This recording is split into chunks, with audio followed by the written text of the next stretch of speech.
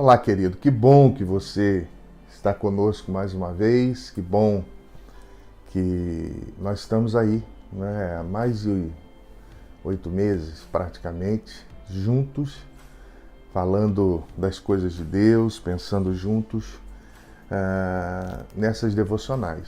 Então, ininterruptamente, Deus tem nos abençoado e nós temos caminhado. Começamos a falar sobre o Emanuel, é uma obra, é o meu quarto livro, que foi lançado recentemente e já tem abençoado muitas vidas. Falamos no nosso último encontro sobre Deus conosco, né? Seja Mateus capítulo 1, verso 21, ou Isaías 7,14. Deus enviou o seu Filho Jesus para salvar os homens dos seus pecados e ele seria chamado de Emanuel. Nós vimos também que o homem precisa, né, por conta de estar morto dos seus delitos e pecados, o homem carece da mão de Deus, da graça de Deus, do favor de Deus, e isso, de fato, precisa ser compreendido por todos nós.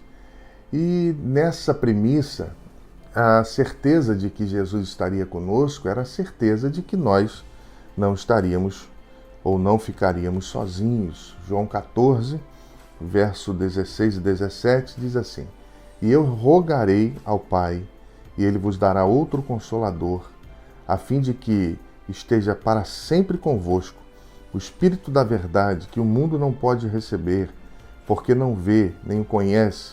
Vós o conheceis, porque ele habita convosco e ele está em vós. Então, o Emanuel, Jesus que salva, ele é também Consolador. João 14, verso 26 também diz: Mas o Consolador, o Espírito Santo, a quem o Pai enviará em meu nome, esse vos fará lembrar de tudo o que eu vos tenho dito.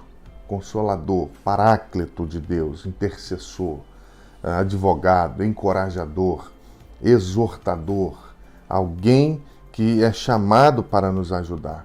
Esse é Jesus Cristo, porque sem Jesus o homem não consegue, o homem está morto, o homem ele vai escolher sempre fazer aquilo contrário à vontade de Deus, ele vai escolher sempre romper os limites da ética, da moral, da integridade.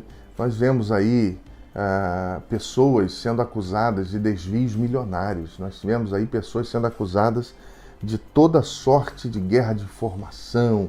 Você não sabe mais em quem confiar, mais o artigo que você vai ler, qual canal você vai dedicar a sua atenção ou a sua busca por informações. E essa decadência maquiada do homem, travestida de piedade, ela vai roubar e ela vai matar. Nós vimos há pouco tempo, na crise migratória do Oriente Médio e da África, que os países da Europa fecharam as fronteiras. Não é? Muita gente morreu e continua morrendo, porque a crise continua, né? Esse movimento continua. E um menino morreu e o seu corpo foi visto na praia, e um jornal britânico, The Guardian, ele escreveu uma matéria dizendo que aquilo era a decadência da humanidade. E isso chocou o mundo, aqui no Brasil, no mundo todo. Só que as fronteiras continuaram fechadas. Elas não se abriram. O coração do homem continuou fechado. O coração do homem continuou desapercebido dessa correlação existencial que deve existir em todos nós. Há poucos dias vimos aí a questão do abuso sexual. Não é? A menina que foi abusada sendo vilipendiada, agredida, né? E o abusador sendo inocentado, uma comoção muito grande, uma divergência de valores e um desrespeito tremendo à humanidade.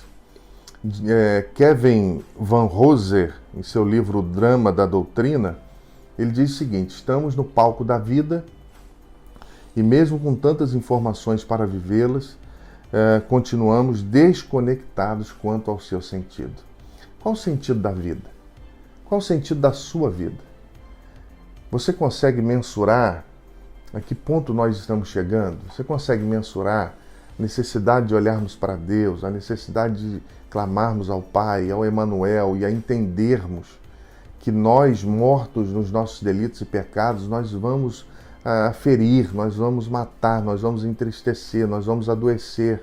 Mas quando o Espírito de Deus toma o nosso coração, quando o selo do Senhor alcança a nossa vida e ele se torna o penhor da nossa herança, de fato nós temos os olhos abertos, nosso coração se abre à cura, à salvação, à libertação, à vida, e aí começamos a viver de maneira diferente.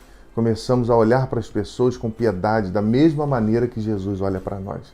Começamos a nos preocupar, começamos a servir as pessoas, porque também somos servidos pelo Senhor. E aí o amor de Deus, que é o vínculo da perfeição, ele vai tomando forma e a sociedade não se destrói por causa dos princípios do Evangelho, por causa da Igreja de Jesus, que preserva aquilo que o mundo abandonou.